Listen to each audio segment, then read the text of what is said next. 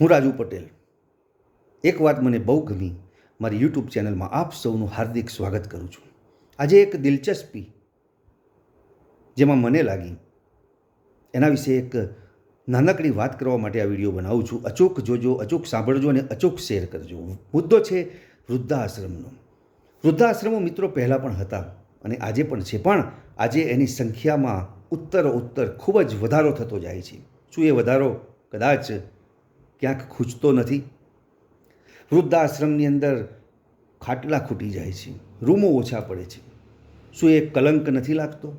યુવા પેઢીને સવાલ પૂછું છું કે શું આપણે આપણી જવાબદારીમાંથી છટકવું જોઈએ?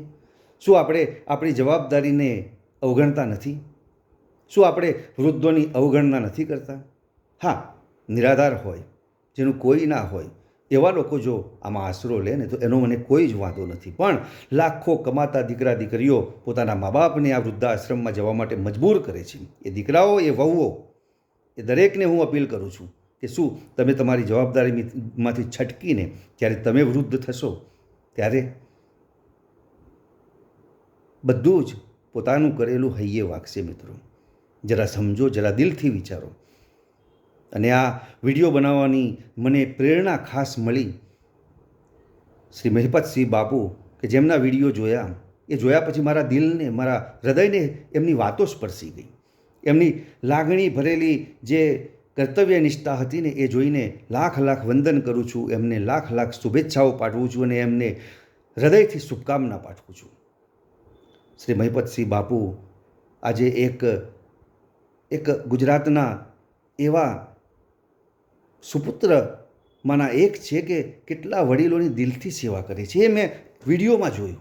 અને એવું નથી કહેતો કે એકલા, કદાચ એમના જેવા બીજા કેટલાય સંસ્થાઓ ચાલતી હશે, બીજા કેટલાય ટ્રસ્ટો ચાલતા હશે કે એની અંદર નિરંતર આવી સેવાઓ ચાલે છે. દરેક સેવાઓની હું કદર કરું છું, દરેકની લાગણીની કદર કરું છું. અને આ સંસ્થાઓમાં જે પોતાનું દાન આપે છે અને જે દાતાશ્રીઓ છે, જે પોતાનું યોગદાન આવી બધી સંસ્થાઓમાં જઈને આપે છે ને, એવા દરેક દાતાઓનું સન્માન કરું છું અને તેવા દરેક દાતાઓની કદર કરું છું. જો એ લોકો ના હોય તો આ સંસ્થાઓ ચલાવવી ખૂબ જ અઘરી પડી જાય મિત્રો.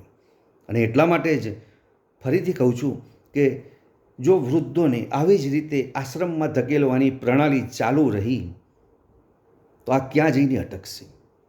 સવાલ એ થાય છે કે ભારત દેશ એક સંસ્કૃતિથી ભરેલો છે, સંસ્કારોથી આપણે ઓળખાઈએ છીએ અને ક્યાંક ને ક્યાંક આ વૃત્તિઓ આપણે આપણા સંસ્કારને કલંક નથી લગાવતા?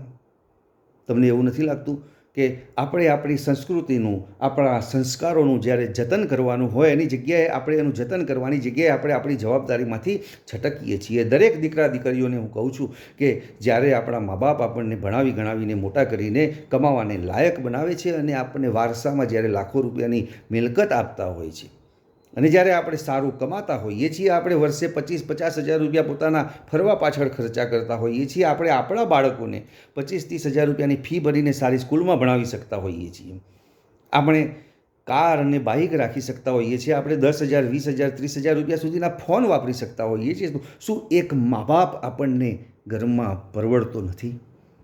મા બાપ ખાઈને કેટલું ખાય? વર્ષે 10,000, 15,000, 20,000 રૂપિયા? મિત્રો, જરા દિલથી વિચારજો. દિલથી નહીં વિચારો ને તો કદાચ મોડું થઈ ગયું હશે. જરા વિચારો. આ યુવા પેઢી આજે નહીં વિચારે તો ક્યારે વિચારશે? શું એ વૃદ્ધ થશે ત્યારે વિચારશે? અને જ્યારે એ વૃદ્ધ થશે ને તો એ વખતે આવા વિરલાઓ કદાચ નહીં હોય ને, અને આવા સંસ્કારોનું જતન નહીં થયું હોય ને, તો આવો એક પણ વૃદ્ધાશ્રમ આખા દેશમાં ગોત્યો નહીં મળે. અને એ વખતે તમારા સંતાનો જ્યારે તમને રોડ ઉપર કાઢશે ને, તો એ હાલત આજના કરતાં વધુ બદતર હશે. તો મિત્રો, હું કોઈને અપમાનિત નથી કરતો, કોઈને માનહાનિ કરવા નથી માગતો, પણ હા મિત્રો, જ્યાં જ્યાં પણ લાગુ પડતું હોય દરેક દીકરાઓને અને દીકરાની વહુઓને અને દરેક દીકરીઓને એક અનુરોધ કરું છું કે આપણી ફરજોમાંથી આપણે કદી છટકવું ના જોઈએ. આપણે આ જીવન લઈને આવ્યા છીએ ને, તો જેમણે આપણને આ જીવન આપ્યું છે ને, એના જીવનને તરછોડવાની આપણામાં હિંમત હોવી ના જોઈએ અને એનો આપણને કોઈ અધિકાર નથી. ફરીથી એકવાર મહિપતસિંહ બાપુને સલામ કરું છું, વંદન કરું છું. અને એમની પ્રેરણાથી જે આ વિડીયો બનાવ્યો છે એમના કાર્યોને, એમની કર્તવ્યનિષ્ઠાને નજીકથી જોઈ છે, દરેક વિડીયો દિલથી જોયા છે અને એમને દિલથી સલામ કરું છું, એમને લાખ લાખ શુભકામનાઓ પાઠવું છું. જય માતાજી.